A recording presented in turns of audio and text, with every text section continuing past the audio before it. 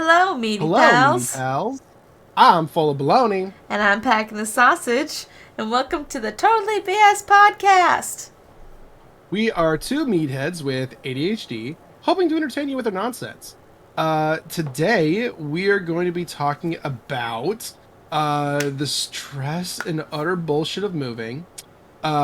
We've talked about some silly game ideas that we are gonna try out and see if we can actually get through them, or if we Yes. end up just convulsing with laughter. We'll see how it goes. And if we have time for it, we'll be discussing first experiences playing our tabletop RPGs, D&D, and anything in between. Woo woo. Let's get going. All right. Alright, so we're starting off with a question from our favorite book, the 4,000 Questions book. That's not the full title. The full title's in the first episode. So the question is, when you cannot sleep, what do you think about, and how do you try to get back to sleep? I came back and you had a face! I mean, you've always had a face since I've known you, so, that wasn't a valid statement. Well, that was a very unexpected face. I loved it. I thought you were, making it because you were super excited about this question. You were just making a face at me. No, I just burped. Real weird. That was it. Get it. I do this really obnoxious thing that pisses Amy off all the time.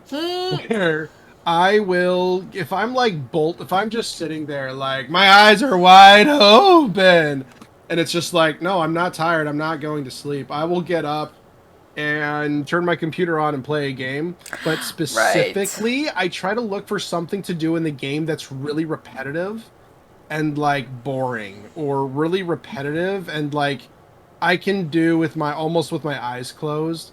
And the whole point is, and actually this ties into ADHD. My ADHD is not things that oh, I'm always distracted because everything grabs my attention. No, it's things don't grab my attention enough. So I will go to sleep if I'm doing something that's not, if it's too, not too simple of the task is not the right word to use, but that's what I can think of right now. If it's too mundane.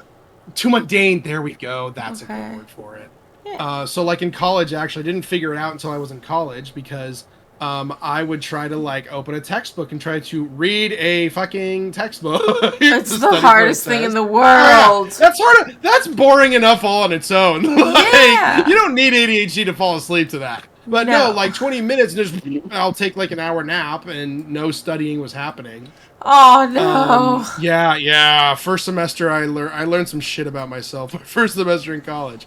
But no, so trying to go to sleep, I'll pull up, my common one that I go to is Valheim. Mm-hmm. And I will just plant my vegetables because it is so boring trying to be so meticulous and get every little vegetable and try to min-max the space you can have in there.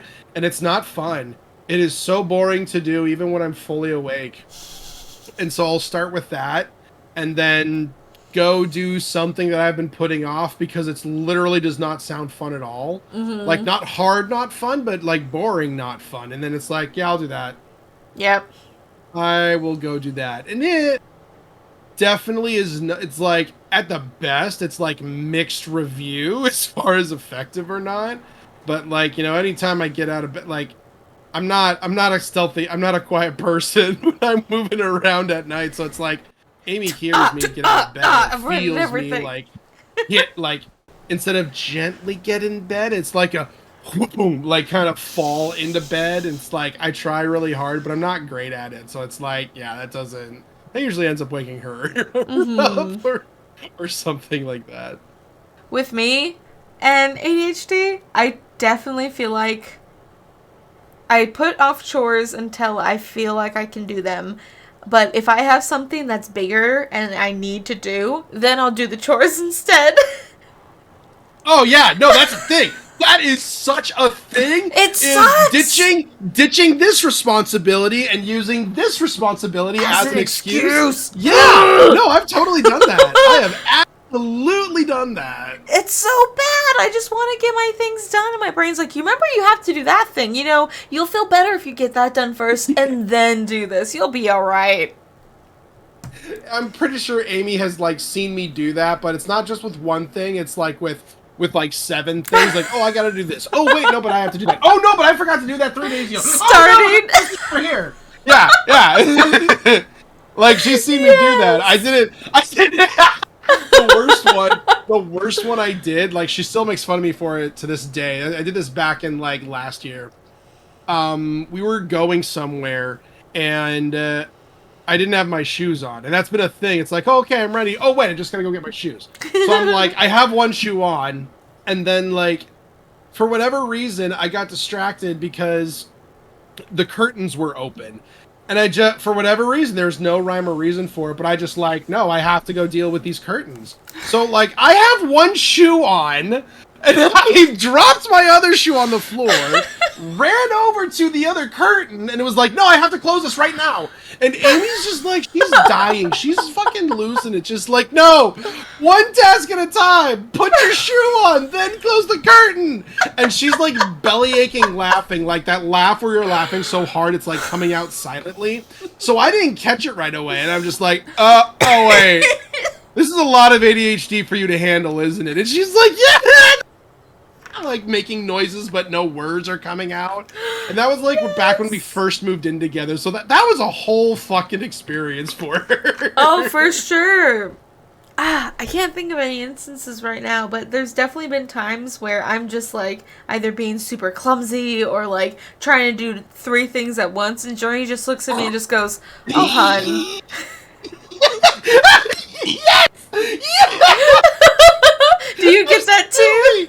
Yeah, you're trying to do 3 things, but you can't even do a third of each thing to do one thing. No, you're like maybe a fourth at best. So you're doing like 3/4 of an action out of all 3 things you're trying to do. Oh God, yes. Yeah, and it's you don't realize you're doing all these things unless someone else tells you you're doing it. No, what was it? Like fucking last night, I was trying to tell Amy a story, or 2 nights ago, and it was like, oh my God, so oh my God, and she's like, which story are you telling? Just tell me.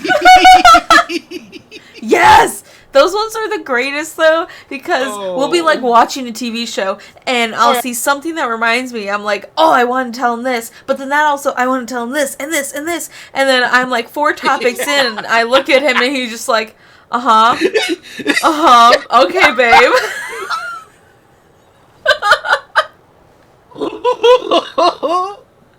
And it's just like, thanks for dealing with me, and my... Yeah, no, exactly, that's a thing! That's a thing! Oh God, that's such a fucking thing! Oh, it's so funny, though. I appreciate all that he works with me with, because sometimes I just totally go off the handles with the random shit I do. Oh yeah, I'm the same way, and I think like I had to eventually stop telling that to Amy because she kept getting so mad. Like, shut the fuck up! This isn't a thing I have to deal with. This is just us, and it's great. Shut up. Yeah, he has to remind me that too, and I'm just like, but look, I feel like such a handful. I feel like a child sometimes, and you're just like, oh baby, it's okay. Oh my God, yes. Oh, that's a real thing. So anyone watching, if you're dating someone who's ADHD and this all sounds familiar, it should. Yes, oh my God. Or if you are someone that's ADHD and you're like, oh, that's why they do that. Well, this is why. We have found that in both of our relationships. He and I are the same person, and then, well, I don't know where you're going to be, because you're usually on the side when I edit, but you're below me right now. Yeah, it's not cited yet. And then our partners are both a little bit more neurotypical and like... Aim over here. Aim over here. Well, what side am I on? The claw! Okay, I'm gonna edit that for that. Just. Oh, yeah. Absolutely. Oh, gosh. Yeah, no, like Amy and Journey are like the same person. Mm-hmm. And then you and I are the same person. Yes. So that's you know what I realized we didn't tell the people yet? What? Our little run jump. I was just thinking of that. So before I left Arizona, the last time that I hung out with basically everyone from our D&D group, It was at an amazing place in Thirsty Tempe Lion. Market. Thirsty Lion at Tempe Marketplace. Great place. We are not sponsored by them, but if they do, that'd be great. Will they sponsor someone with like 10 followers? I don't know. Probably not, but it'd be great. We'll see. Hope for the best. But yeah. So we developed. I don't even know how we developed this, but we did this thing where we would like it looked like we were doing a duel. Like we would walk out like a number of paces away from each other, and then like full fucking like Olympic sprint. Run, Elle would jump and just smack into me, and it was just like big hug. an unstoppable force meets an immovable object. And Okay. like, You were the only person that I do that with, though, because, like, I tried to do that to Journey once, and he did not expect it, and he almost toppled over. You're, like, the only one that can withstand my run jumps. I get too hyper, and I'm like, I see my friend! yeah. Wait, you're quiet. Say that part again. Oh, I was saying I just get super excited, and I'm like, oh, I see my friend! And then, yeah, most people can't handle like, it. I have to run into them and hug. I can't jump and let it be caught. No, and that's like, dude, you need better friends. Just needed like meet some what are they called? Linebackers? I don't know the difference. Yeah, like football players, like you stand there, I'm gonna go this way, and I'm gonna run into you, and you're gonna just deal with it. Catch me.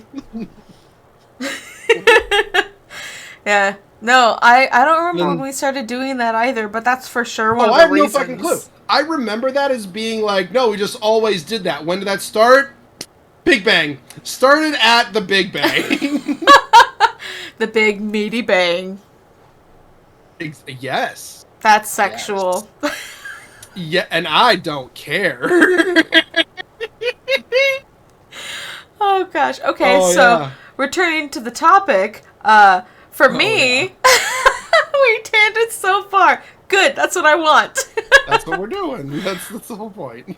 For me, I have a couple different things that I do. One thing that has kind of become ritual in a way the last few weeks is when I'm getting ready to sleep, I'll like stretch and wiggle all the energy out of me, and I'll just like kick my feet, and Jern will always go, do your kickies. Yeah. It's just the sweetest So you do the thing. shaky stretch then. You do the Yeah. Amy does that in her sleep, but she doesn't know she does it. Really? Yes. Like every now and again I'll get woken up because she's like vibrating the bed. Get out to sleep. She doesn't know it. And so it's just like, and then we'll wake up like, oh, you okay? You shook it all out. You did your little shaky stretch, and she's like, what? What do you mean? That's adorable. It is. It really is. Yeah, for me it just helps because I like stretch out and just like shake all the stuff, and then when I do my little kickies, it tenses my legs enough, and then they relax, and they like really relax into the bed. So it helps me just like be aware of where my muscles are, and then I can pass out after that. Interesting. Otherwise, when I really can't sleep, Journey can say this because he's the insomnia person in our relationship. I go to sleep super easy. It's really hard for him to pass out. So for me, if I stay up past like 12, that's a miracle. I go to bed at 11 something the latest. And when I stay up past that time, I am just like so hyper and like rolling around the bed and like wanting to hang out and all that stuff. And Jordan's like, I'm finally tired. Go to bed. You get your second wind. That's the thing. There is such thing. If you don't go to bed at a certain time, you get a second wind, and then you're just like, well, I'm not going to bed for the next 4 hours because you got your second wind. Mm-hmm. And I usually try and keep myself from getting too awake and whatnot, so I like scroll on my phone or do something like that. And I know that sometimes keep you awake longer, but it sometimes works to just turn the brain off. I didn't get another beer. It's kind of what I do with Valheim, though. It's like, no, I do something that's really not going to be exciting to do. And it's just, all right, this is boring. And, like, it kind of works. It's, like, it sometimes works. But now I gotta try. Now I want to try the shaky stretch. Now I gotta try that to see if that helps get me to sleep before I actually start going to sleep.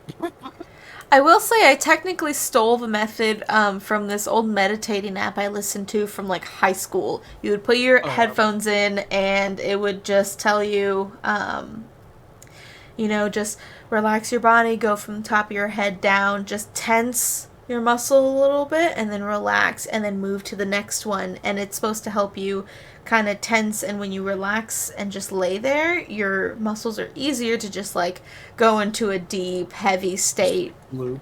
Yeah. Huh. Okay. Yeah. I find it really funny though. As much as we say that like you and I are identical, and then Amy and Journey are identical, that's really funny. You say that like you do the shakes like Amy does, but Uh-huh. I am. I don't think I'm in. I'm like. I have like mixed features of an insomniac, but also as someone who like sleepwalks. You I have not. sleepwalk?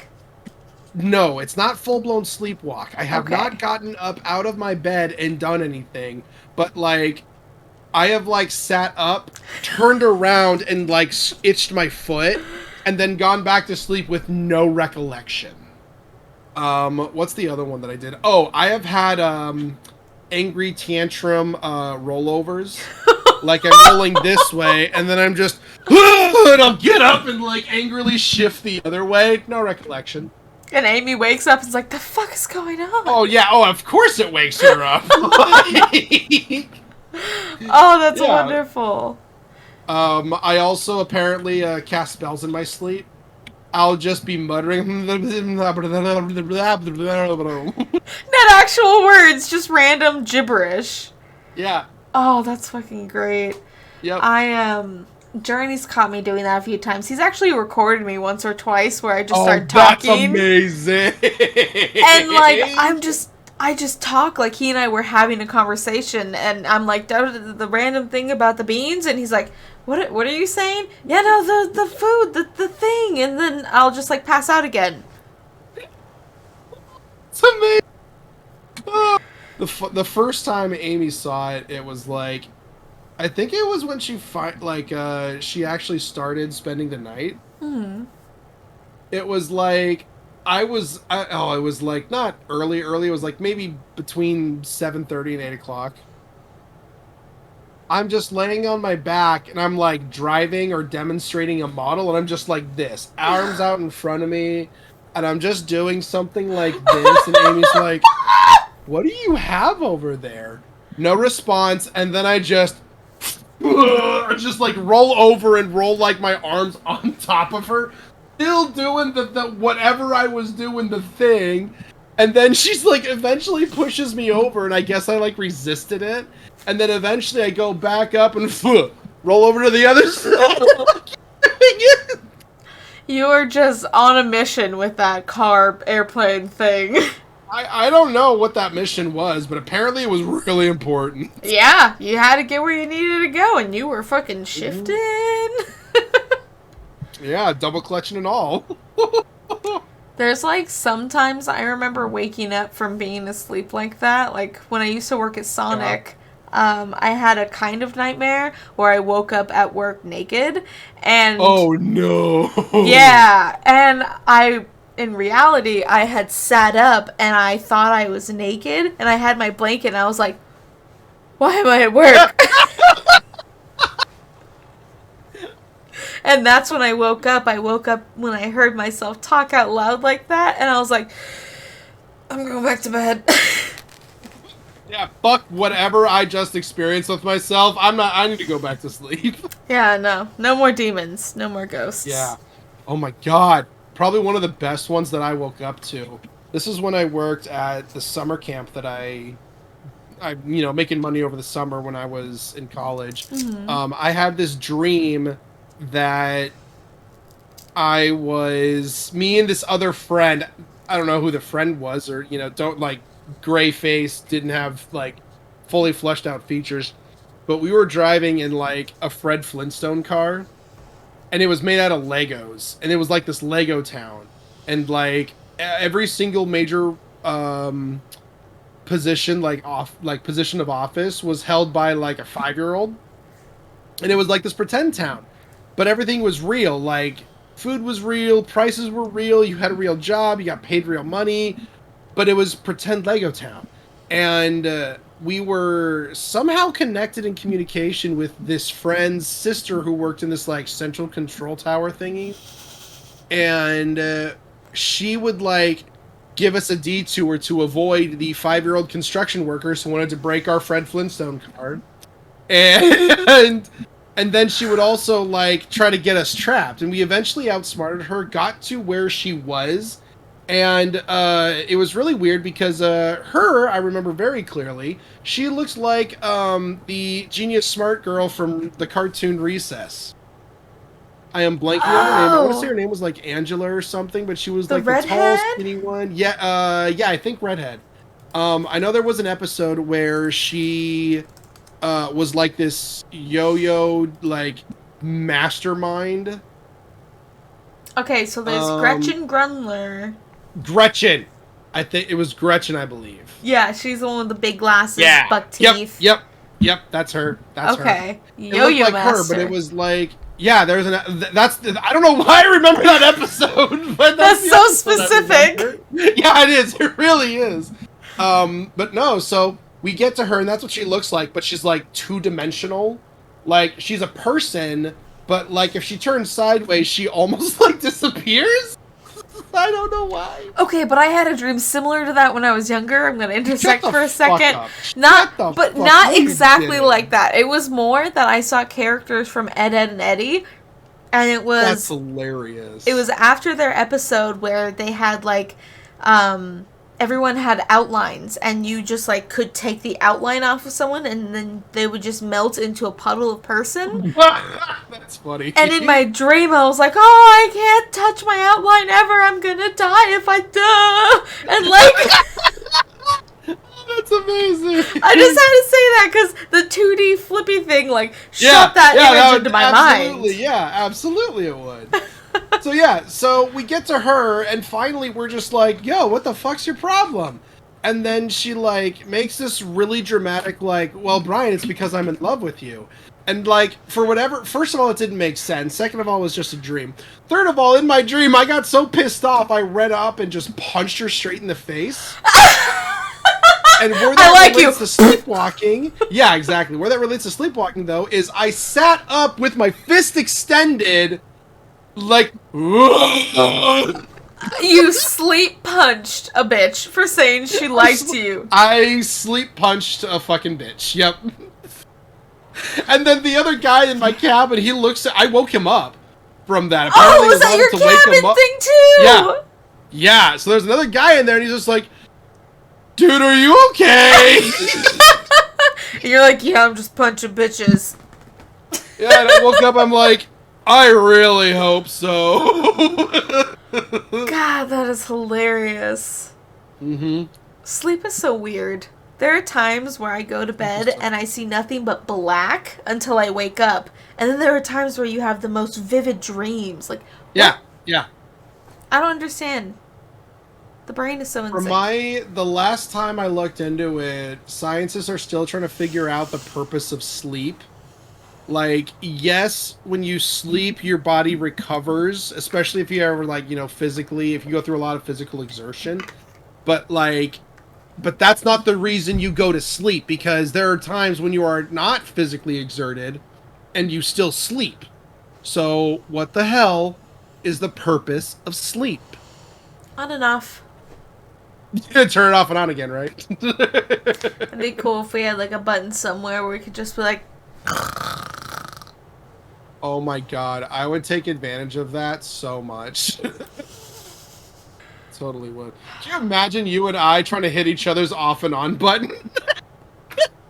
That would be hilarious. Kids would do that. They would be playing sleep tag. They run up behind each other and just be like, help! And the other kid just drops down, just passed out. Running full speed. Fuck freeze tag. You're doing sleep tag, and you put like a timer. Yeah. You got like 5 seconds so you wake back up. That would be hilarious. Oh man, got to do that in a padded room though. Okay, but if you had a button like that, but for a different feature, like maybe attention or alertness or something like that, that you could just push and your brain will be like, all right, we're doing this. What would it be? Oh, I was thinking motivation button. you know, that for you, yeah, for the stuff we've talked about, yeah, that Yeah. would be really good for you. For me, I think it would be like extra observance because god damn it, I can hear when my Xbox turns on in like 3 rooms away at the dead of night while there's a movie playing, or like when I used to do my lightsaber fighting, like I could like feel when someone was trying to attack me from behind, and I had this like back, behind the back counter move that I did. I wish I But played like, with you more. That was so if fun. Amy asks me to get her the peanut butter, I'll be looking at it right in my face, and I'll be like, "There's no peanut butter. It's not Ugh. here. We don't have peanut butter." Ugh. I absolutely hate that because then they come around the corner, they grab it and be like, "Are you Yes! blind?" And I'm like, Yes! "No, I it's hate just it because it's true. for me." A lot of the time, it's because I look where I think it's going to be, and if it's not directly there or in the vicinity, I'm Yeah. like, "It's not anywhere here." Object permanence? What do you mean that's not a thing for us? It just doesn't exist anymore. Right? Yeah. Ugh. Between that and like, what's the other thing I did? Oh my god, we were in Target, and like I was dead useless. I'm pretty sure if I remember correctly. Amy and I were going to Target to get shit, and I was just like, "Wait, get what? Wait, where's that?" Like it was like I was bad. I was having a full blown ADHD day. Couldn't see anything on the list we were looking for, but what I did see was the Batman eyeliner makeup from like 5 aisles down on the end cap. I can see that. You just It's saw got like Batman something on that had it. Batman, and your brain was Right? like, But "Ooh, like, laser hey, focus." can you yeah, right? Like, hey, can you get us like dishwasher soap? What? Hey, can you get us more of those scrubby pads for our scrubby bush thing? What are those?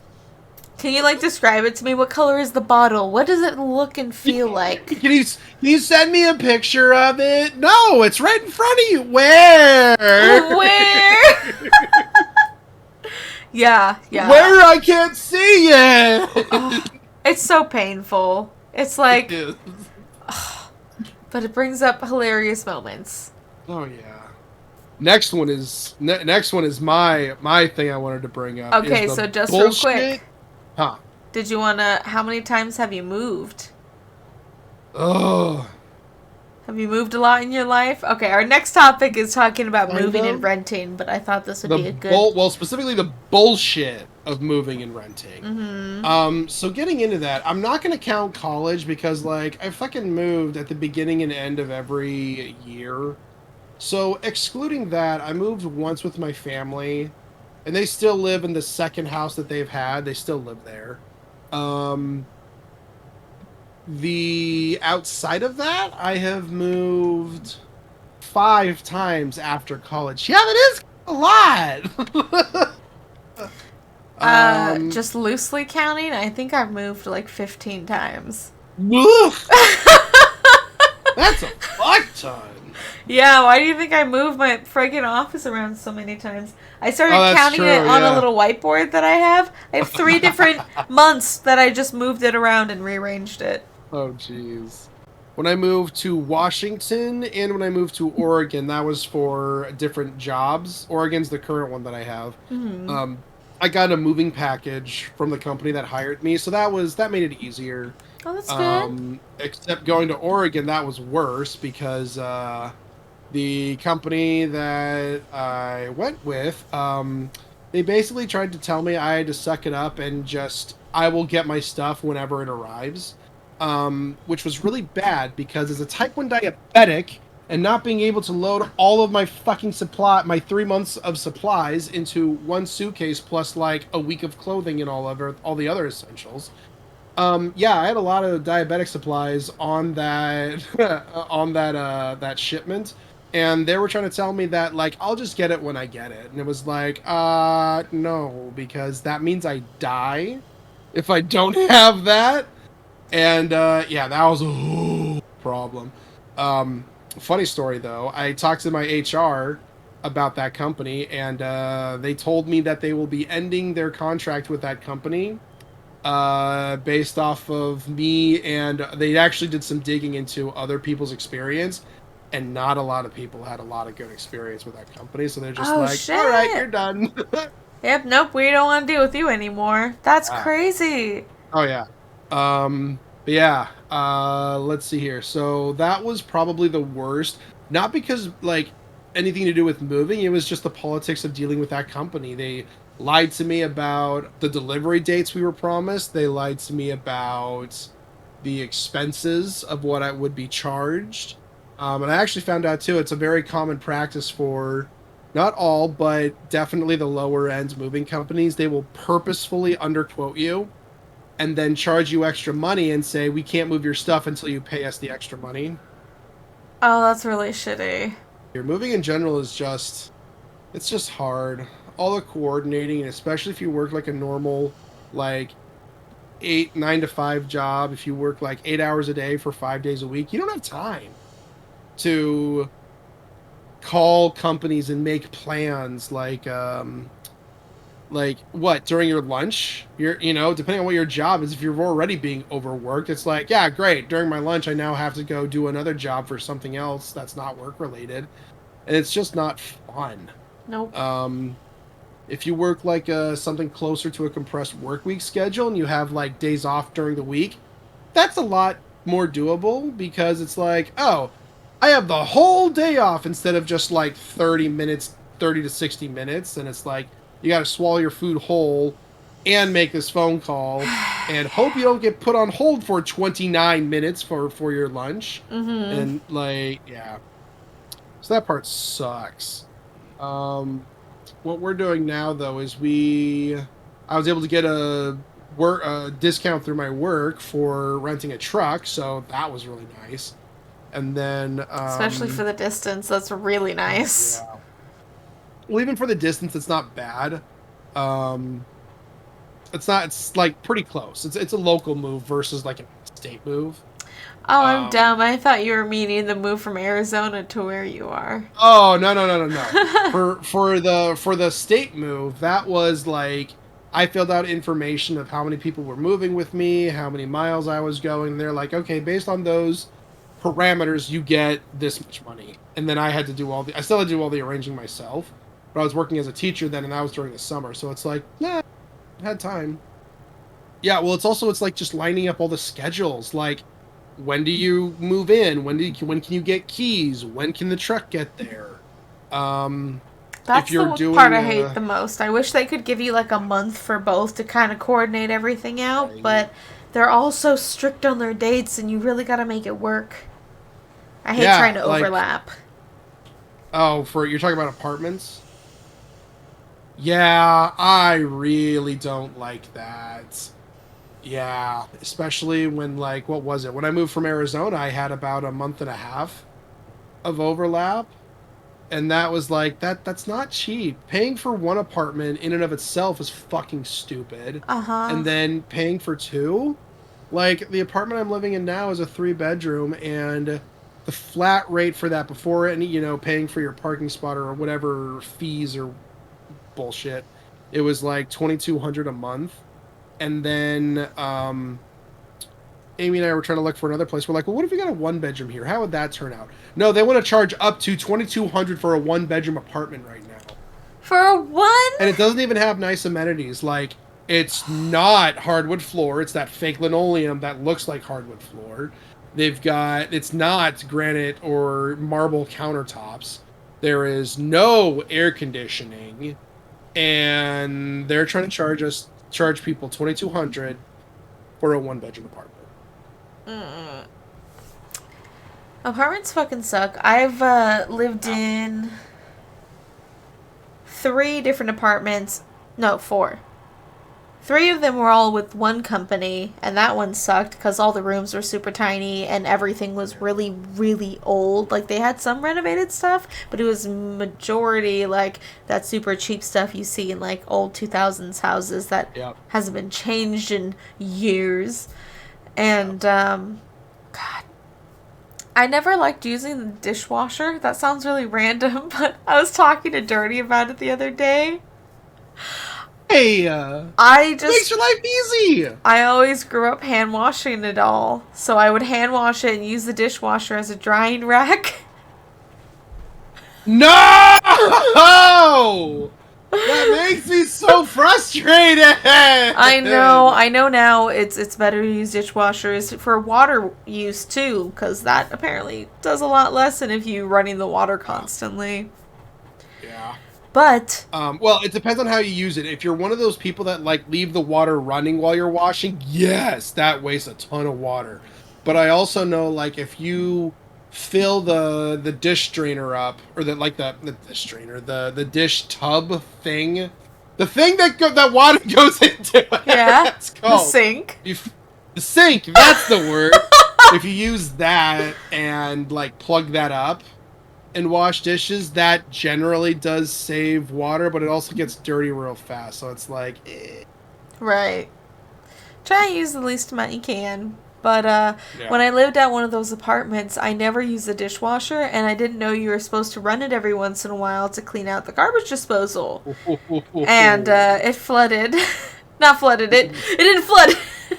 Sorry, it got all clogged, and I'm like, the fuck, I don't even, like, do anything to... I don't even use the garbage disposal. How is it even clogged? And the guy's like, do you cook rice? And I'm like, no, I have 2 people above me that cook rice. Fuck you, man. It was so stupid.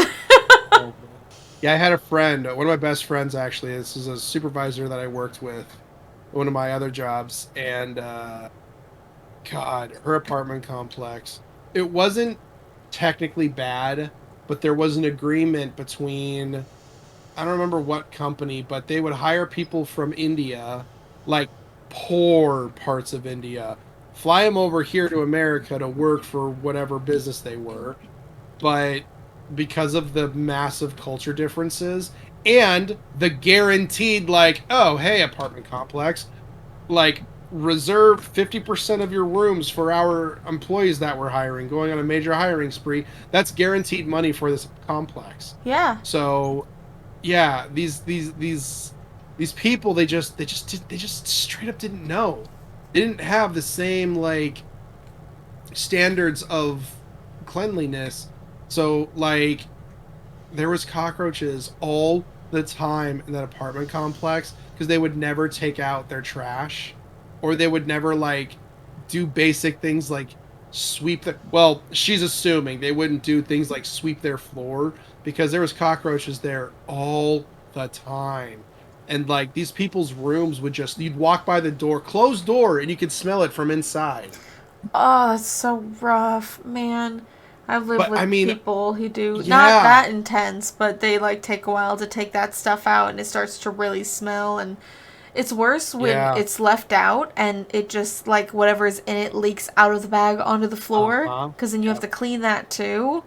Right. I've lived with And people then, who've and it's done not that. like, and I'm pretty sure these people from India, like, I don't think they're intentionally filthy. It's just that's their experience. They are used to living with like more trash in their living space than we are. And it's like, it's not that they're bad people at all. It's just that's a big culture clash. And this company's like, hey, you know, you work for us, we'll guarantee you a place to live in America. Like, that's a hard offer to pass up.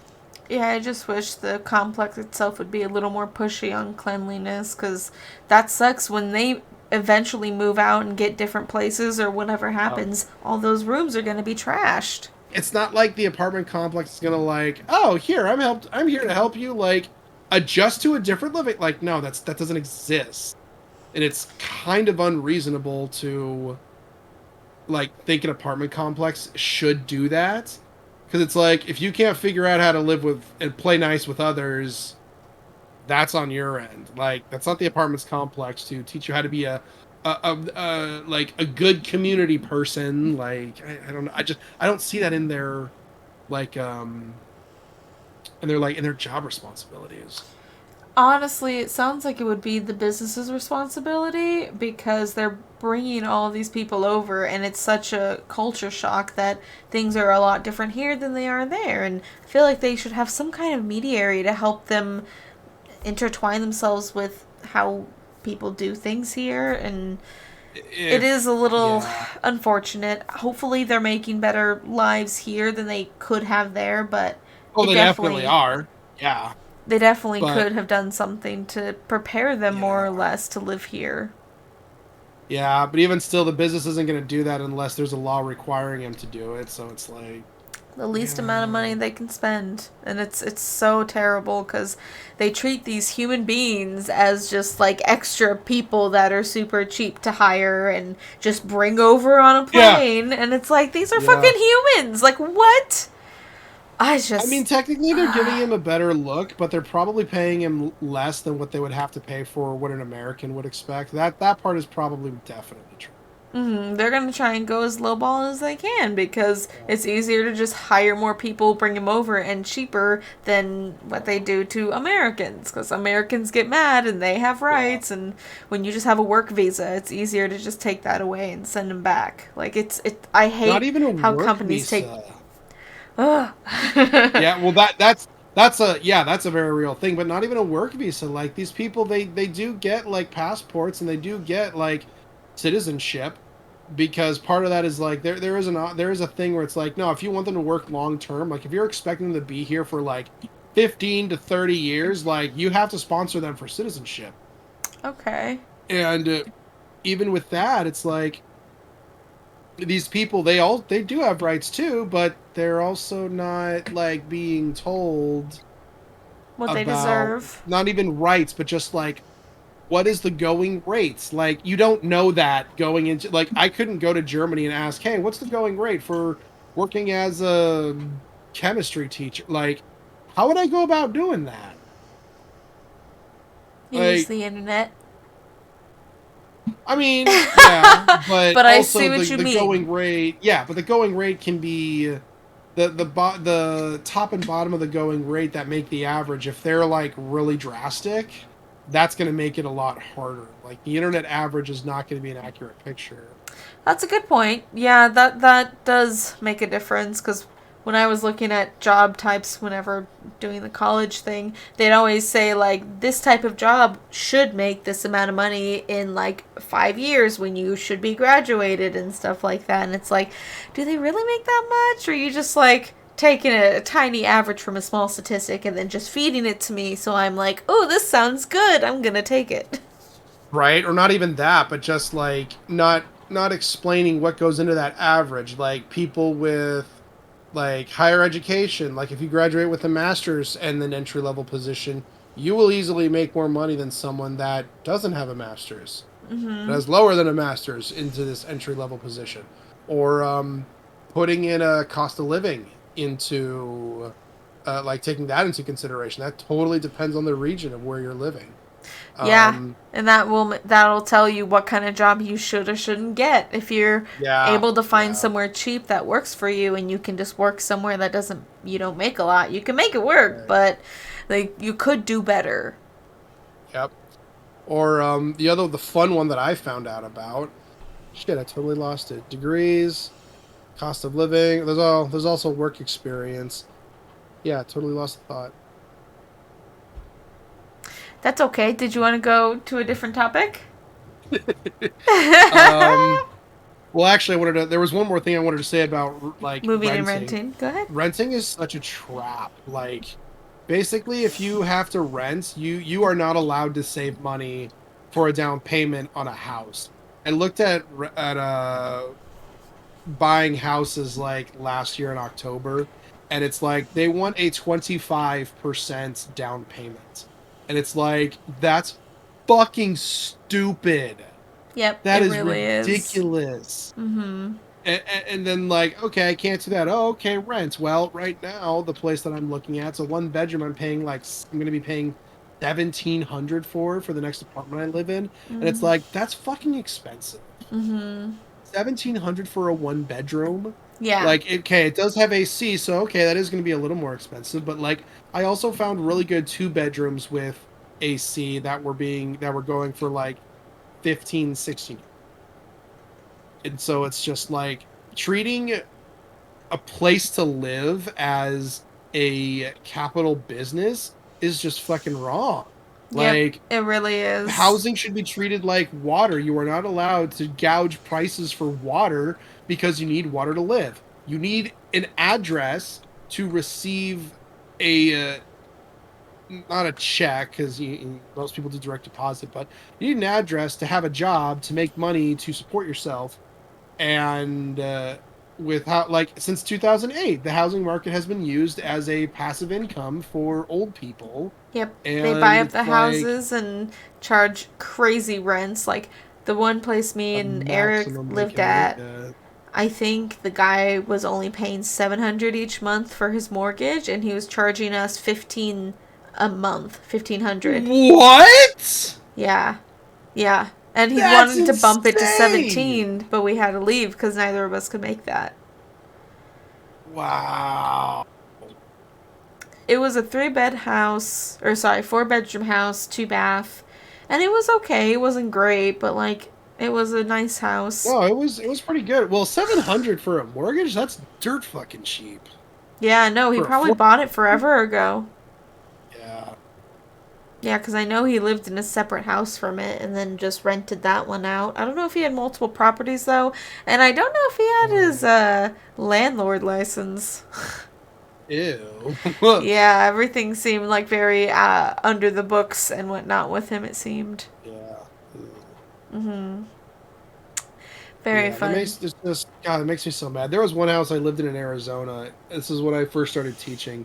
There is this psycho old crazy bitch who like tried to she was like, "Oh, hey, I'm leasing houses. Let me know what you want." And I'm like, "All right, yeah, I want to move out from my parents' house." And it was closer to the school I was teaching at, so it's like, "Perfect." And I basically was like, okay, well, I'm on a teacher salary, so here's what I can afford. And this bitch was whole ass offended because she was buying up like almost $1 million homes and then trying to do the housing market thing where you lease them out and it's like passive income. And it was just like, I told her what I could afford. She charged me that. And then she ended up like, knowing what I know now, I should have stayed my ground and been like, yeah, no, I'm allowed to live here. This is what my lease says. This is what I'm doing. So tough titties. But basically she basically said, I'm changing your rent from like 750 a month, because that's what I said I can afford, to like over 3,000 a month. But she was also shit fucking stupid as a businesswoman. Like, it was only a $300 deposit for like an almost $1 million home. She was only making it a $300 deposit, That's really which was insane. stupid. And so, well, she did not treat her tenants very well. She basically used them all as like money camels. Just like, no, your job is to give me money. And she would go into people's homes and like rearrange the furniture on them, That's which not it's like, legal. no, it's technically legal They because it have does to not let you belong to the know. residents. That part, yes, the 24-hour notice, yes, absolutely. That part is illegal. But also, when you tell your tenants, "Oh, you can't use this anymore. I'm redesigning one of my other houses." Like, that's just shitty. It's like, "Excuse me, but I live here and I'm using that." Yeah, that's really insane. I like vaguely remember you telling me some of these stories. When did that happen? When you were in Oregon? That's when I was no, that was Arizona when I first started teaching. Oh, okay, so you moved out. Were you rooming with other people or was it just you? I was going to room with another friend of mine, but she ended up not being able to do it. And then that was the other thing. She tried to use that as like, well, you owe me lost rent. And I'm like, bitch, I don't owe you shit. That's not how that Like, works. You put the rent at yeah. what it is, and if I have more people, we split it. You don't get to add more because that's fucking stupid. What the hell? Well, I mean, to be fair, I was only paying for like one room in the house, so like she would basically be charging whoever else moved in, like, oh, here's your portion of the thing. But she also did really weird shit, like, oh, she was a hoarder. She did not allow me to have any storage space, so a lot of my boxes that I never unpacked just stayed in the dining area, and then she got mad at me because apparently that scared off a potential buyer, and I'm just like, you don't give me like I've got shit to store. Like I'm not in a hotel room. This is supposed to be a house I live in. How in the hell can I like live here if you don't give me space to store the things that I need to live here? And so that was a whole issue. Yeah, she sounds real Um, crazy. What the fuck? Oh yeah. Oh no, she was batshit crazy. Oh, but yeah, no, my original point. So because she treated all of her tenants so poorly, they would like steal the appliances out because really they viewed it as like, oh, $300 for a washer and dryer, that's dirt fucking cheap. Because she only charged $300 for a down payment. So they just stole her appliances? It was not uncommon. They would steal the appliances because like it was only $300. And they treated her like she treated people so badly that they were like, yeah, fuck you, I don't really care. Yeah, that sounds really crazy. Oh my gosh, how long did you live Yeah. there? Oh, like 4 months. Like she was so like first year teaching was bad enough, and then that bitch happened, and I was just like, all right, you want to let me out? Fine, I don't care. This is not worth it. But again, knowing what I know now about how housing laws work, it's like, no, I could have ruined her life and just been like, nope, I'm staying here. Yeah, you really could have, but hey, you learn as you go. It's all good. True. True. And then there was one other stupid fucking crazy thing she did. Oh, she tried to make me her like little personal helper, and like it was basically Did she she give you a expected maid me. outfit? No, ew, no, God, shut up, Like ew, SpongeBob. yeah. Basically, like to allow me to pay as low as I was paying. She was like, "No, you're gonna be my little helper," and I was like, "Yeah, no, I'm not doing that. That's weird." Oh no, but the crazy thing she did, she took a part-time job teaching in Southern California and was mad because I wasn't paying enough money on the lease so that she could afford to buy a beach house on a teacher's salary, part-time in Southern California.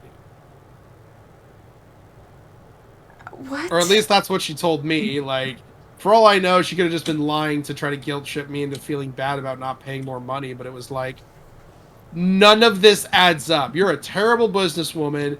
You took a part-time job in California, and you think you can afford that? I mean, if she has multiple million, $500,000 houses. Here's the thing, though. I don't know where the fuck she got that money on it, because she was a teacher, too. She was a retired teacher. So it's like, where the fuck did you get that money from? How did you have that much money to buy Could be up, like a like... will. Could have been. But she was blowing through that money really fast, only allowing, like, a $300 deposit. Yeah, that's Like, still a good insane. washer... A good washer costs, like, what? I think 700 or 800? I Not even a I good can't one, just believe like an that okay one. people would just rent and then just steal her shit and leave. Honestly, if so, she seemed crazy. She could have been just making that up for pity points. But if that is all true, I'm really glad they took her shit because she treated people like such garbage. Yeah. Like, just money bags. Like, your job is to give me money, and I don't care like how I treat you living in this area. Like, Yeah. Trying to think of crazy shit with my moving experiences, but like the majority of the first like 10 are from when I moved all the times around Arizona. I've only ever lived here, but yeah, I've moved around from like Chandler to Mesa, Tempe to Santan. I've lived in so many different places. I lived in Mesa when I was a baby, moved to Gilbert when I got a little older. Probably when I was like 8 or 9, we moved across the street in a different home division, just to a different house. Then we moved out to like Arizona Ave and something. I don't remember where, but we lived there for a little bit. Then we moved out to Higley. And it's like, I've been moving my whole life. I've never felt like stable. Like, even now that we live here and we're probably going to live here for a while, like, it's hard for me to just like snap and be like, this is home. I live Yeah. here. Because it just feels like I'm getting ready to move again. Like, I Right. always, No, you have like you have been conditioned to have a biological clock that says, okay, I got to start packing soon. it's been a year, gotta move. Yeah.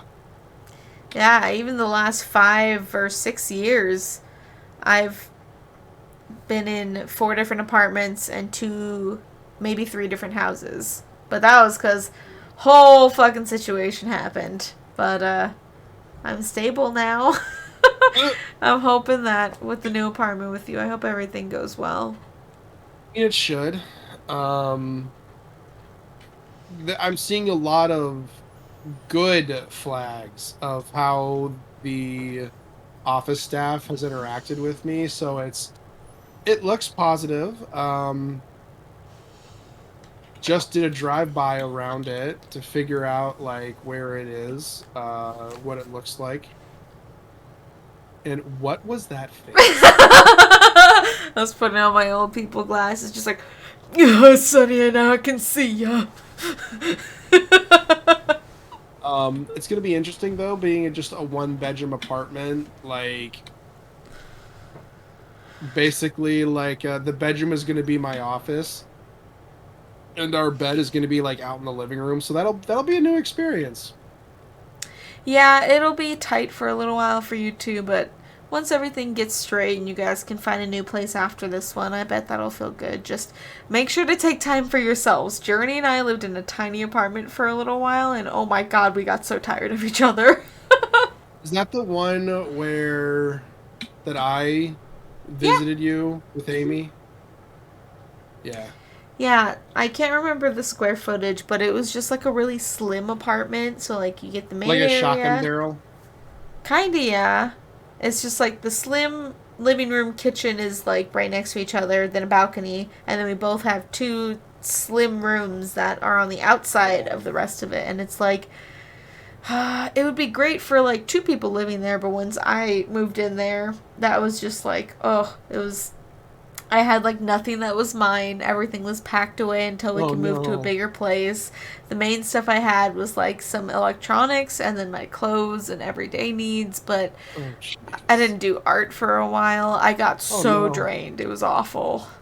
Wow, I'm not like making this sound good. I just realized I'm sorry. I didn't. Okay, like I said, make sure to take time for yourself. Go on dates by yourself. Like, just like getting really close together like that in a small apartment, it can sometimes be a little too much. So just like, You know, Amy and I also both had COVID together for like a little over a week, and we did fine with that. Like, I really think we will be able to adjust pretty well, and whatever adjustment we need to make, I don't think it's going to be much. And like, whenever I'm being too much of a little shit, Amy kicks me out and says, "Go play a video game or something anyway." So, and okay, well, so with that's like very setting good. up the bedroom as the office, like, hey, yeah, we still have that option. Yeah. See, me and Jern are definitely way more codependent on each other. So, like, Oh, there are really? times where we just, like, hang out and it's just hard to pull apart. And, like, I've been getting better at being like, all right, I'm gonna go work on my stuff, or you go work on your stuff, and stuff like that. But I just Yeah. love hanging out with him. He's my best friend. So I get Oh that. yeah. Yeah, no, Amy and I have that too, but she's really good at being like, okay, you need to go do something else, go play a video game, go read a Batman comic. I don't care. I So need yeah, we. caffeine. I think we're gonna be good with that. It's just more of gonna be like playing Tetris with like our storage. Mm-hmm. Um, I know right now I'm on a waiting list for a garage unit that we will use for storage. Oh, yep, that's what we did too. We totally got just, instead of getting a separate storage unit, just get one on the properties that you can still get Hmm. into. Oh yeah, and what's really funny is in the lease it says like you're not allowed to use this for storage only. It's like, bitch, it's a fucking garage. Like, what do you care? What does it matter? I mean, as long as you're not like storing toxic waste or anything, or like a bunch of oil, like Right, yeah. it's not gonna hurt anyone if you store boxes and extra stuff in No. there. Ugh, No, it will not. that's annoying. I didn't even read the lease thing on mine to see if it said no, like cars only or storage not allowed. So I don't even know about that one, but I never got in Well, trouble. I mean, right. It's really hard to enforce that unless you're going to go randomly check everyone's garage door, which is like, that's kind of invasion of privacy. It would be like, oh, we have to check your closet like once every 3 months. Like, bitch, no, you fucking don't. Like, what the hell? My brain just imagines someone in like a security outfit going to each Yeah, like right. random garage, like opening it, and it just all right, you're getting a fine. You're getting fine. Oh, I'm Like, I sorry. don't Did I know. wake you? They would hate meeting my parents then because like, oh my God. It wasn't until we moved, my parents and I moved into our second house. That is the first time I had ever seen our family put a car in the garage. My parents, well, Oh specifically my dad, yeah. is such a fucking hoarder. Like, the garage was not used for cars, it was used for storage.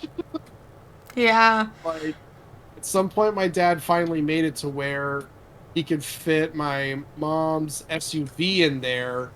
And then for whatever birthday she had, she got herself a Mini Cooper, like one of the 50th anniversary ones. And then, yeah, then there was like, oh, look, there's so much room. And he slowly started like encroaching on that space. And she put her foot down. No, do not take my room away from my Mini Cooper. Yeah, and see, I grew up. We moved all the time because we had a lot of hardships. Like, Yeah. someone went to jail, so someone else had to bail them out and spend all their money, and then we all moved into like a trailer park together for a while, and then Oh, after that wow. we moved into a house out in Santan, which during all this moving I was still going to the same little school in Gilbert and Ooh. just driving further and further and further away. Ugh. Yeah, it was I'm real surprised they rough. didn't ever like transfer you to a closer school. I think it was because this one, it was a charter school, so I think it was tuition free. Oh yeah. Um, Well, I mean, all public schools are charter too, and there's other charter schools around in other areas. Yeah, I think it was also because I just didn't want to move. I didn't want to try and go to a new school, and Oh yeah, yeah, yeah. the only bad thing is I wasn't accredited for a decent amount of my classes I had. You weren't accredited? The school was not accredited during some of my years of education there. Ooh, that's big bad. Yeah. Oh. Yeah. So that was another reason why I couldn't just transfer over, because then I would have to retake a bunch of the classes to get points for them. Yeah, yeah. I don't. I half wish I could redo high school and whatnot and take it more seriously than I did when I was younger, but like I really didn't. Yeah, I didn't care. I didn't have any goals. I didn't have any like idea of where I was yeah, going. So I was like, I'm just gonna hang out with my friends and not do homework and make yeah. teachers cry. Oh.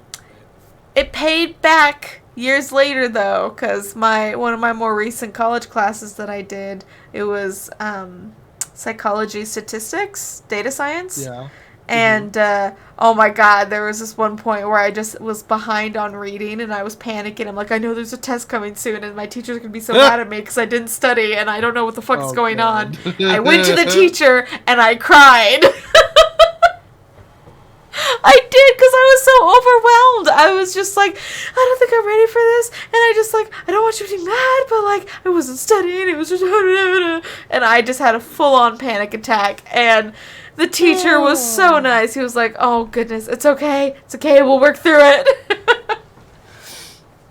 Oh uh, man. I just like schooling was so hard for me. Even with college, going back to it, I tried a couple times, and I'm trying to go again because I want to finish my Yeah. freaking degrees. But every time I go, I get like a boost of like, yeah, I'm in school, I'm learning, I'm doing awesome stuff, and then I just lose momentum and then just like get worse the further it goes because it gets harder. And when it gets harder, my brain doesn't like to always compute it properly, and I'm like, I know this is hard, but I can get through it, and then I can get credits, but I don't want to. Yeah.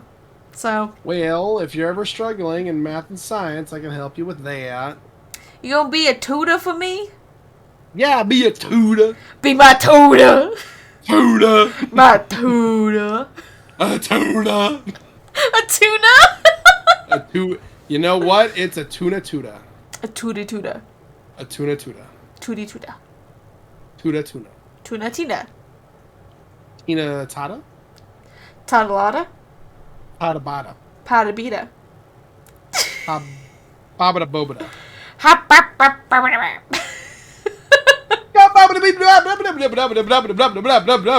bop, bop. I wish I could fucking scat. That shit is awesome. Scat man. Bop, beep, bop, bada, bop. Beep, bop, bada, bop.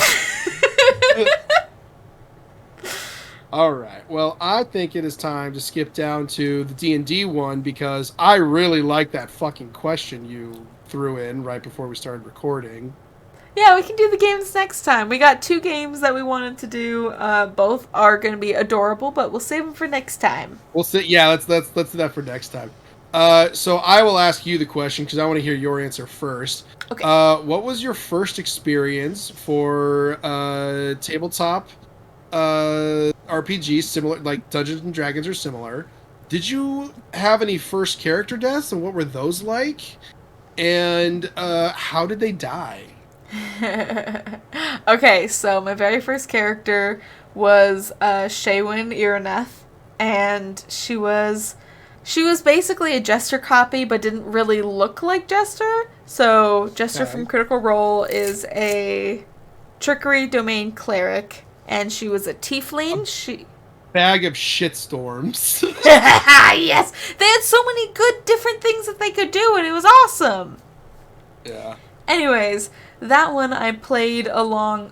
She was a tiefling with silver skin, like white hair, and she just looked like a badass rogue-looking type. And I played with my partner at the Journey, my partner, roommate Justin, and then 2 of our roommates' friends. One was around our age, one was significantly older, and I'm not saying that's a bad thing, but he definitely brought a different flavor to the table. Yeah. So the reason that character died, I didn't get to play her very long, but I mean, first game, you live and you learn. We were going through this castle, and we were like doing pretty good at stealthing, like trying to get around, kill people, and just get to the boss's area. We were trying to save 2 people. And after we had cleared pretty much all the other rooms, there was 1 room left, and I was like, Story's coming back to me. You told me this. It was crazy. It was so stupid. So it was me. I'm a cleric. We had a rogue, I believe. We had an artificer and a barbarian. And I decided, this is the last room. This is where the people are being kept. There's surely no monsters in here. So I kicked the door down. Didn't do perception to listen, didn't look through a peephole, didn't do anything. I kick it down. First thing that comes at me is a shapeshifter, tackles me and turns into me. So my players didn't know who was who. So we were fucking scuttling. No. And then the other 2 was like a it was like some kind of were animal and a wizard. Were tiger. I want to say it was a werewolf, but it doesn't sound right. Maybe it was a gnoll.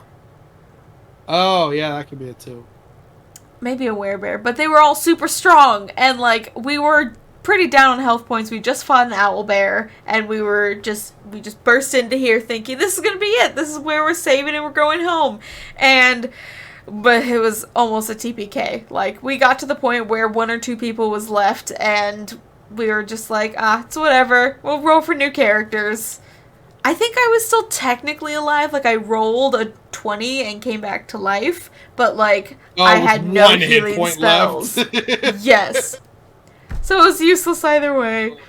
I did like that character a lot. She was very awkward. And I think that is pretty much the only player character death I've experienced. All my other characters died because the campaign stopped. What about you? Tell me about your first baby. Oh man, my first. Oh god, I didn't even play D&D. My first one was Warhammer 40K, Oh, okay. And see, I never knew and that that was similar. Is it the same kind of just different yeah, it's battle the maps? same.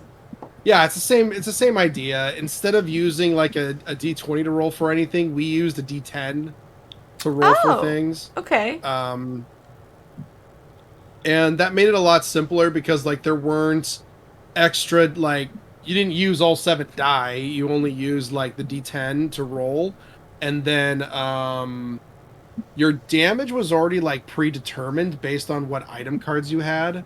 So you just had a And hit to win. yeah, essentially. And Interesting. let's see, my character, I remember I took 2 like pretty decent dodge item cards, so I was essentially like I was a monk playing as a tank with like full decks, just dodged everything. Um, and we got into a bat, and that one was really funny because the role playing was like barely there. It was just more of just us fucking around with each other, and that made it so funny. We were in a battle, and I rushed to the front line because don't think I grabbed a ranged weapon. Like the thought never occurred to me. It was my first game I had played, so I'm on the front line. My friend behind me decides he's gonna try to shoot like over me and hit the bad guy. Ends up hitting me instead, and my foot. I got hit in the foot, and I was basically like permanently. My movement speed got reduced, and so Yeah. I had to like find somewhere to like we were on a space pirate ship of some sort, and but it was highly advanced. So it's like no, there's a medical facility there. You just gotta find it.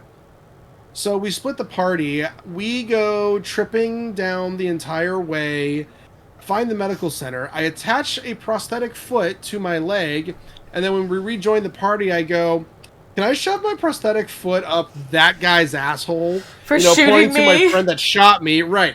And so the DM was just like, he was so done. Like, he was laughing, almost in tears laughing, but he was so done with our shit. He's just like, well, you could roll for first aid. Well, you could roll strength to see how many inches you get it up his ass, and then you could roll medicine to see how much damage you do for each inch you take. No, no, no, we're not doing this. We're not doing this.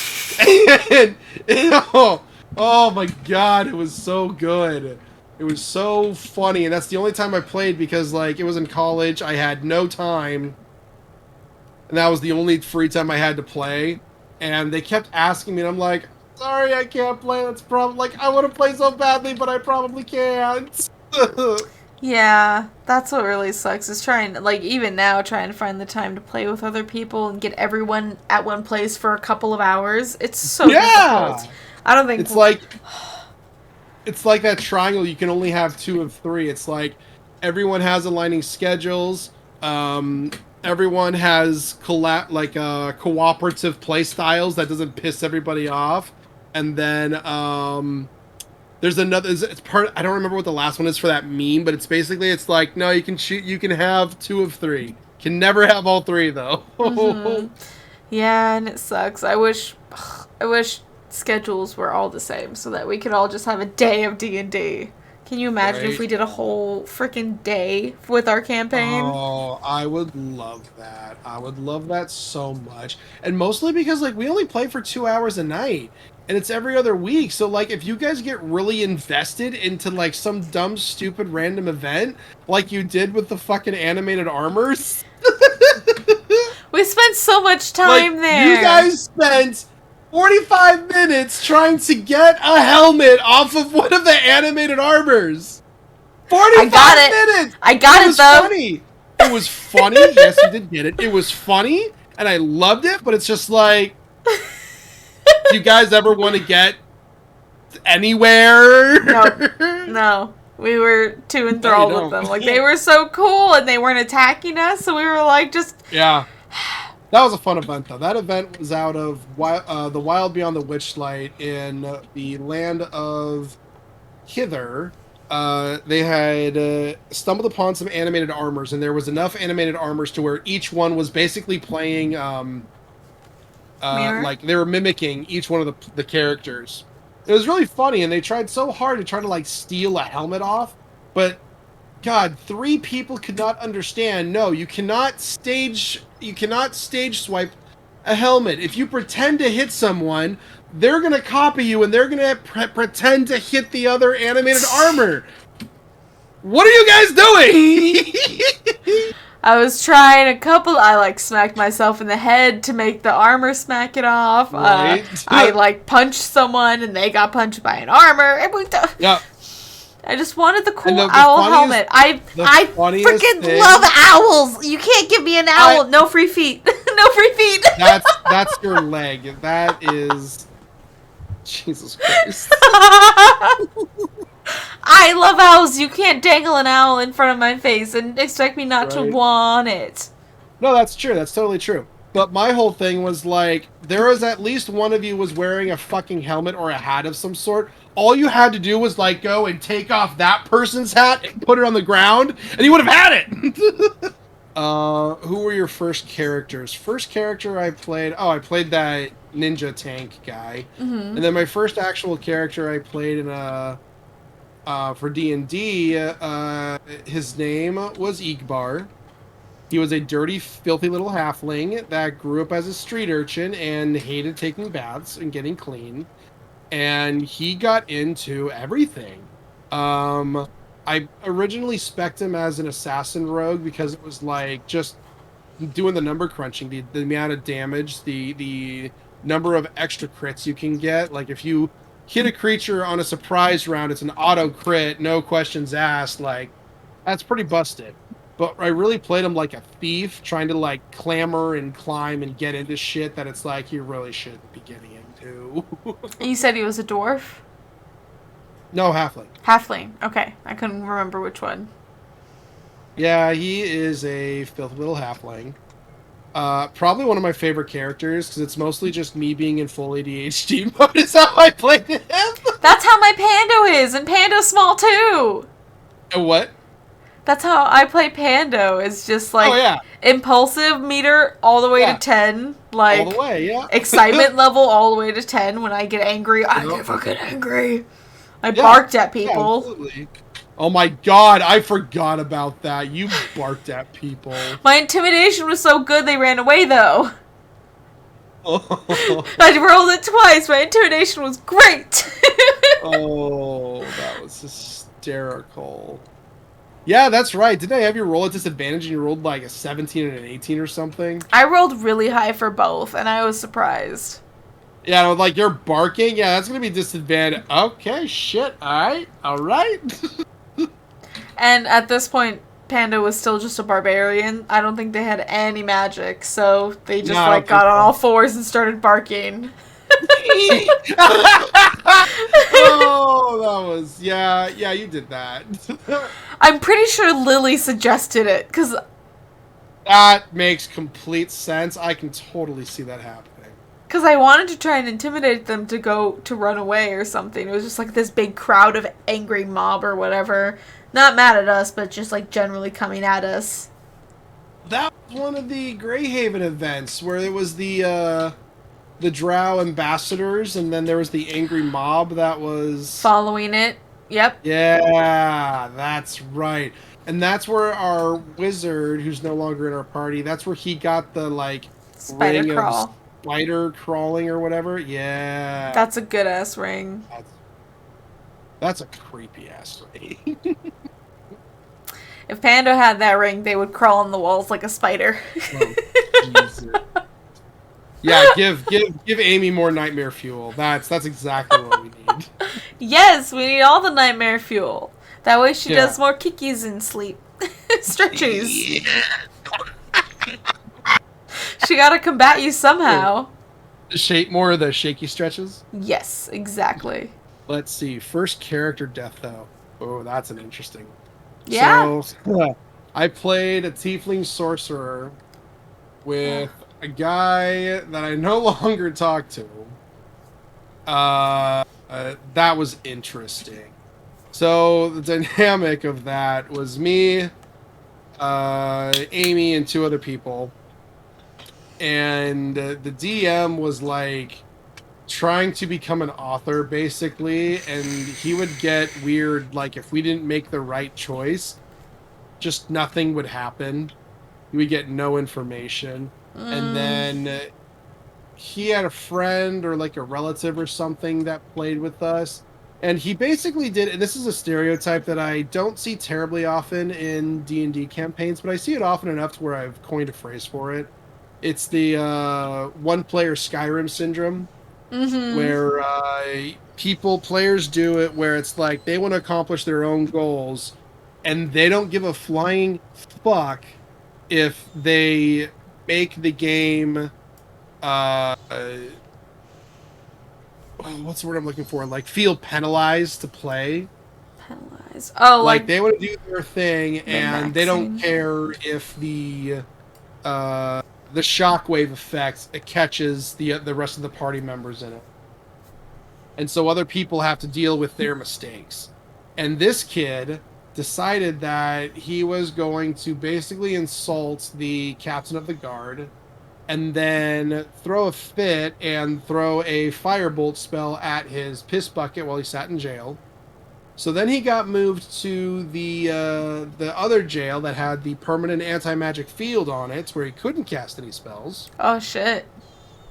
And basically it was like we I don't know, like looking back on that, it's like, nah, we should have left this character there. But like, no, fuckface, you got to re-roll a new character, and here's the new rules you're gonna play by. So we basically had to win an underground battle ring thing. It was a 4-on-4, basically like PvP, us versus the DM, and this guy, we got him out of jail to fight with us to do the tournament, and like I try, like I don't enjoy telling people how to play, but I do give them generic basic strategies that they can use to be effective. And he decided to ignore me, and our DM immediately took advantage of that and had two of his guys collapse on me and kill me since I was doing the most damage. And I was not pissed that my character died. I was pissed that, like, this was the domino effect of the bad things that we had to deal with this character, with this not even this character, it's this player's impulsiveness. And it's like, okay, look, if you want to get the world-class criminal achievement, do that in Skyrim, not here. We do not want 1,000 gold bounty on all of us in every single city just for your own pleasure. Like, I don't enjoy going to a town and having to stealth or fight my way to the tavern. Like, that's fucking stupid. So, yeah, and then my character did get revived. Oh, that's good. But I was just like, nope, not playing this character anymore. I need to play someone beefier, because we had a monk, a fighter, and then I was a sorcerer, and we had a druid. And our fighter, like, you're a frontline fighter, but you're trying to attack the back line. You're trying to act like a rogue and assassinate the back, but you are our tank. Like, yeah. We also have a monk who's a dodge tank, so it's like our monk did fine.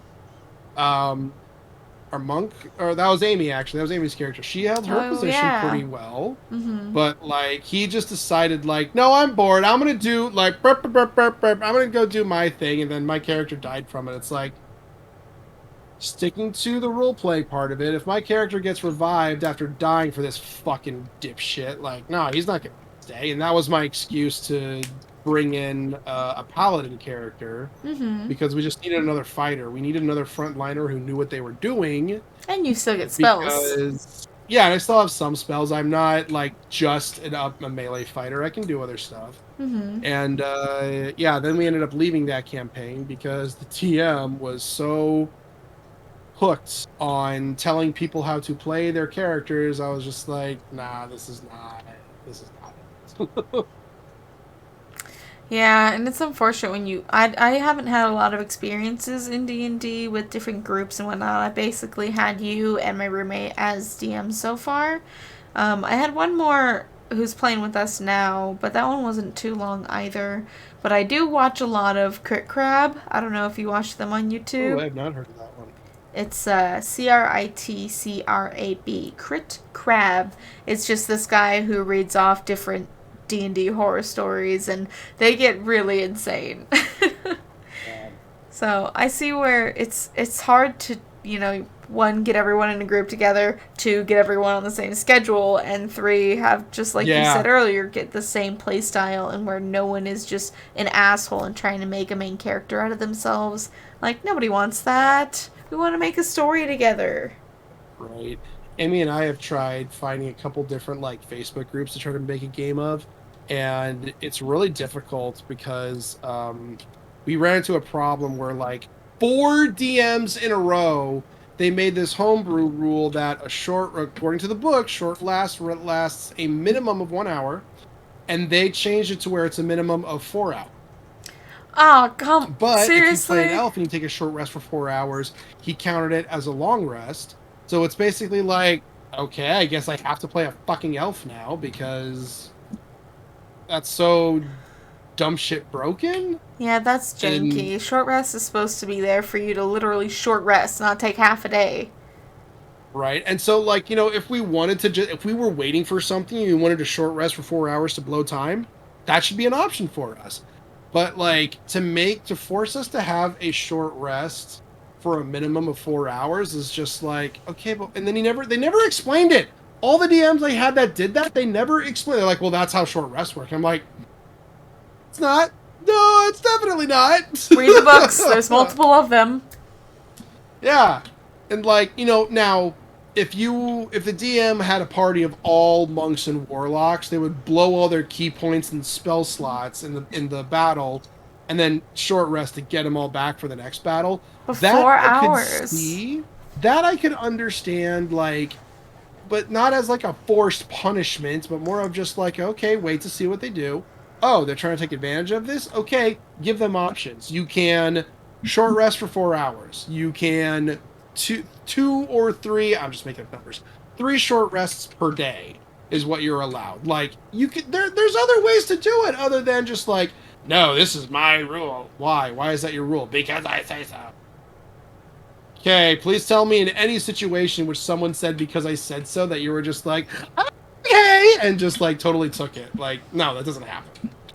Yeah, because I said so is the pettiest fucking way to get your point across. Like, that doesn't matter. Like, what you're saying specifically just doesn't matter. And you're just being a bitch because you know you're wrong. Yeah, actually, like, yeah. So, did you want to keep going, or did you want to call it for the night?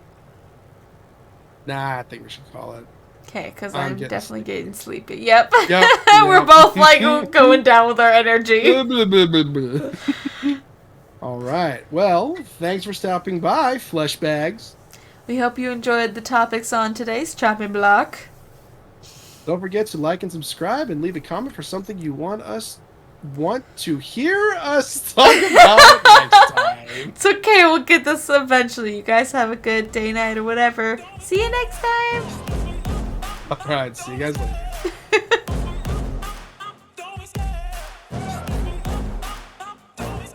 I love the chase and the hunt, and I set the pace. Get my iPad. 1 minute. Sorry. Yum, yum, yum, yum, yum, yum, yum, yum, yum. What are you doing over there? What? All I hear is laughing. I don't even hear words. There's no words. I was trying to get my iPad up because that I can have down here and read from the script without having to look over there. And then I was just like typing it and then just like singing a little ditty while I was doing it. Oh my god, I'm so bad at recording people. Journey the other day had this really bad headache, like one so bad he couldn't, neck cramp. He couldn't move his head at all. Oh. So he was laying on the bed and just like scrolling on his phone in pain, and he dropped the phone on his face, and he just slowly went. Oh no. And I feel so bad that I got that on camera, but I just... Oh, that's the funny. That'll be a timing was great perfect. inside joke for the two of you at some point. Yeah, because, like, that never happens, but I bought us new pillows, and I guess the one I Yeah. bought him was too tall, and he, like, Oh, no. slept like this. Oh no! He swapped back to his old pillow now. We're gonna try and flatten out the other one or something. I don't even know. Maybe steal stuffing and just swap it. Yeah, there you go. But, oh, random. Can you do this?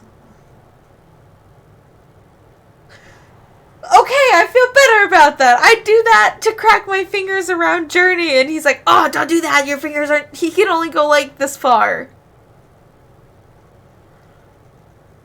He needs to stretch his finger muscles. I'm just saying. I stretch all the time because I totally have, like, this coming on because I don't sit right at work.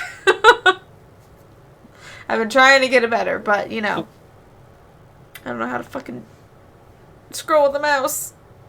Sorry. Totally distracted.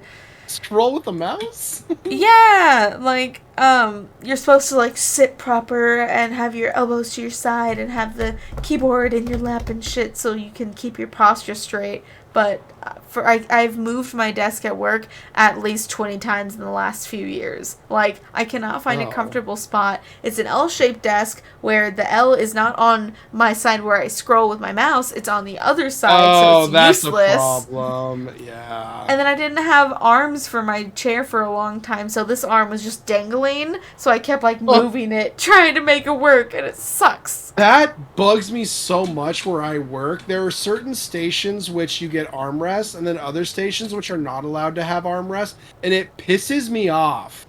Because if I have to sit at one of the non-armrest stations for too long, like my hands get my arms, my shoulders, my hands, my entire everything just gets sore from having to support itself for long periods of time. Mm-hmm. But I mean like not hours, but like up to an hour with no support. It's just like, why? You're supposed to be like, oh, we love ergonomics, but we can only put only the good, decent chairs on certain workstations. Like, why? That's so stupid. There has to be a, like, cleanliness reason or something behind it, but that's so dumb. I think it's that. I honestly think it's just for cost savings, because those stations that don't have armrests, it's very rare that someone actually does have to sit there for long periods of time. Mm-hmm. But it's like, okay, like, yeah, it doesn't happen a lot, but when it does happen, it really sucks. Yeah. I mean, just working at a desk all day sucks. It's better than doing some jobs, but, I mean, you get pros and cons with everything. Yeah, very true.